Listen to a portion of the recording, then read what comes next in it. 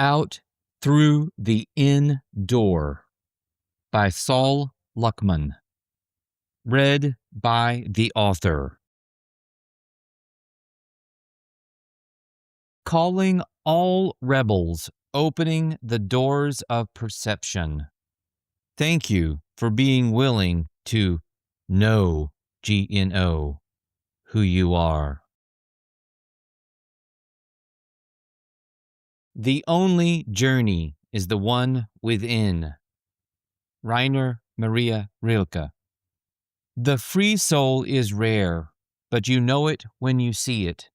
Basically because you feel good, very good, when you are near or with them. Charles Bukowski. There must be some kind of way out of here. A joker to a thief. Introduction. The ultimate hero's journey. As I repeatedly emphasize in my new Amazon #1 bestseller in energy healing, Get Out of Here Alive, for which this quick-hitting ebook serves as both an unofficial prologue and addendum, the only way out is in. To use technological lingo, we might specify that there's something like a backdoor, defined by Wikipedia as a covert method of bypassing normal authentication or encryption that allows us to definitively exit this matrix-like reality with our consciousness and individuality intact. I get that this may sound more like science fiction than science, and in this regard, the reference to the Matrix movie probably doesn't help. But please bear with me. For the genuine freethinker willing to suspend disbelief and innerstand this radical notion by combining intuition with inner exploration, escape from this construct gets more and more plausible, and certainly a great deal more interesting. To be absolutely clear, I'm not talking about going to heaven or hell or reincarnating, as popular as those subjects might be. I'm referring to something that's not actually very popular at all. It couldn't be because though it appears hardwired into human potential, hardly anyone's even aware of this possibility, which I suggest is by design. For lack of established or better terminology, let's call this revolutionary possibility of worldly transcendence the ultimate hero's journey. The hero's journey versus the ultimate hero's journey.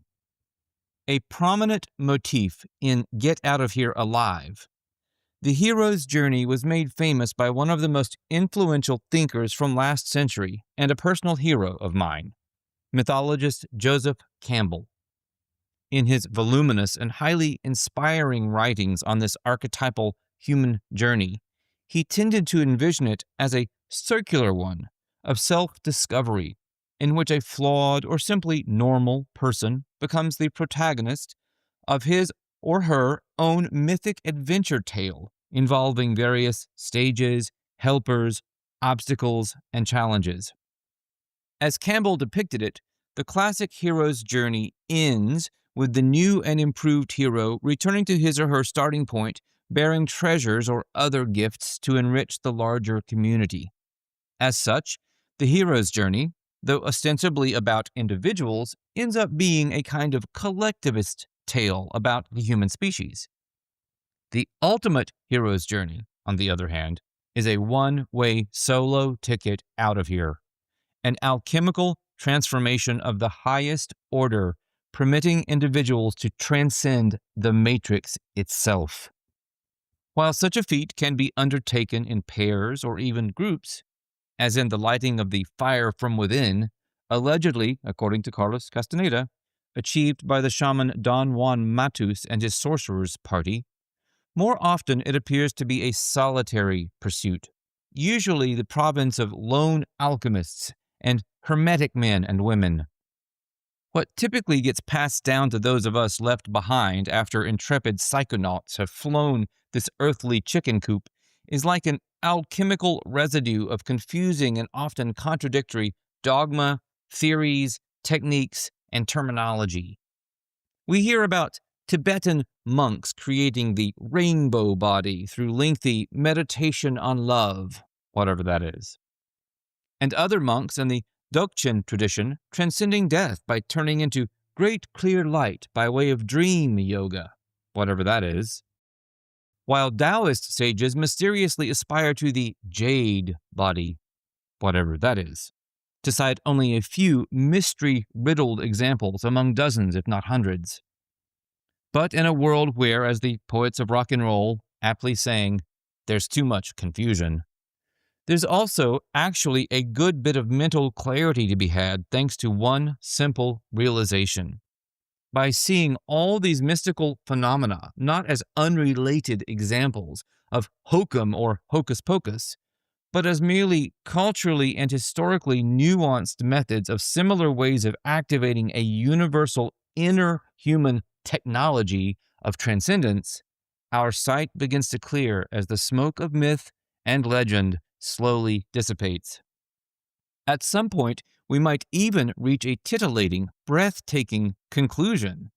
Based on all the threads of evidence, a tiny minority of people everywhere have been getting out of here alive, by hook or crook, one way or another, for as long as our species has stumbled around this bewildering construct. Getting out of here alive. Selfish or selfless? In contrast to its more mundane iteration, the ultimate hero's journey offers little in the way of direct help or rewards to the larger community, centered as this path is on individual transmutation. That said, there are considerable secondary aspects, fringe benefits, as it were, to this alternative approach to living and dying that can tremendously enhance the world at large. I'll touch on some of the more fascinating of these in the following pages. But let's not sugarcoat a topic that rankles a lot of passionate reformers, would-be world savers, and shame-wielding social justice warriors. The potential benefits of the ultimate hero's journey to the individual freedom seeker, immortality, and the opportunity to explore eternity are simply incalculable in their personal reality redefining scope. To one like myself devoted to the winding path of inner alchemy, the ultimate hero's journey makes the mundane version of sticking it out here for the sake of serving a benighted human species apparently committed to its own enslavement and destruction seem like a poor and certainly thankless use of one's precious time, energy, and attention. But as with so many things in our spiritual journey in this human form that, like the alchemical Ouroboros biting its own tail, have a way of coming full circle, even the alchemist's apparent selfishness and lust for a different kind of life have a selfless side. As John Crider breaks it down in The Way of the Death Defier, an inner alchemist is a rebel to the core. Such people are individualities that have from the time of their inception been at odds with the state of things. Inner alchemists do not seek the one. They do not seek quick and painless union with the oversoul through a common death. They seek glorious adventure. They seek their own becoming, not by joining the oneness of Source, but through high adventure in worlds beyond conception as individualities that are free from the training wheels of Source. They seek, therefore, to become a multidimensional oneness themselves. Stated otherwise, inner alchemists recognize and embrace their own potential, vast beyond words or the ability of reason alone to comprehend, to embody the Alpha and Omega, and in so doing, literally create new worlds filled with novel potentials, giving rise to unprecedented experiences. Such dreamers of the dream of ultimate freedom also grasp that this innate potential to achieve their own version of oneness and initiate a fractal spin-off of the current reality show can only be realized by breaking the Matrix's ostensible rules and getting the heck out of here alive. That's what this audiobook and my new book are all about. Out through the inn door. You could say that the ultimate hero's journey, regardless of whether we succeed in it, is an aspect of defiance against the status quo of a mediocre, circumscribed, and prescripted life and death. In the words of Albert Camus, the true horror of existence is not the fear of death, but the fear of life. It is the fear of waking up each day to face the same struggles, the same disappointments, the same pain. It is the fear that nothing will ever change, that you are trapped in a cycle of suffering that you cannot escape. And in that fear, there is a desperation, a longing for something, anything, to break the monotony, to bring meaning to the endless repetition of days. Nothing, and I mean nothing, I've found in all my many years as a spiritual traveler can rival inner alchemy and the active pursuit of getting out of here alive in terms of bringing meaning to the endless repetition of days. That said, I freely acknowledge that some, perhaps many readers, will have difficulty accepting even the remote possibility of human immortality. Big words require big proof, and most people are simply unwilling to unplug from the matrix long enough to prove this possibility of possibilities to themselves. But as Cormac McCarthy put it, as if seeing this realm through the eyes of a genuine inner explorer, the truth about the world is that anything is possible. Or to quote Charles Bukowski, a genuine literary hero of mine who displayed a powerful thirst for freedom with a fine sense of humor to boot, we are here to laugh at the odds and live our lives so well that death will tremble to take us.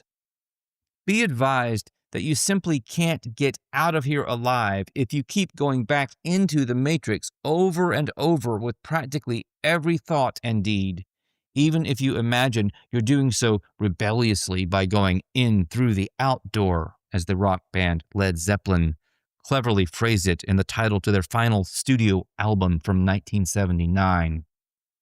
As I put it in lyrics of my own that I hope find their way into a song someday, I think I've got the gist. You think you gotta resist, but I gotta insist there's something you might have missed. What if resistance is only a word for having no inner plan? What if you're not a free bird, but just working for the man? What you resist, you make stronger. They didn't teach that in school. Resistance makes the long game longer and turns a fool into a tool. If I'm right, and the only way out truly is in, your only option for transcendence is to turn any and all externalizing ways of thinking about the nature of personal power on their head. Perform an about-face by heading bravely inward and go out through the inn door. I get that this path isn't for everybody. Maybe it isn't for you. That's okay. Even if transcending mortality isn't your calling, know that much of the material I lay out in this audiobook and my new book can radically improve your quality of life in all areas, right here and right now in the Matrix. If inner alchemy does call to you, however, may this text and the empowering strategies and concepts I detail in each of the following chapters inspire you to take your first steps on, or make further strides if you're already on the path of, your own ultimate hero's journey.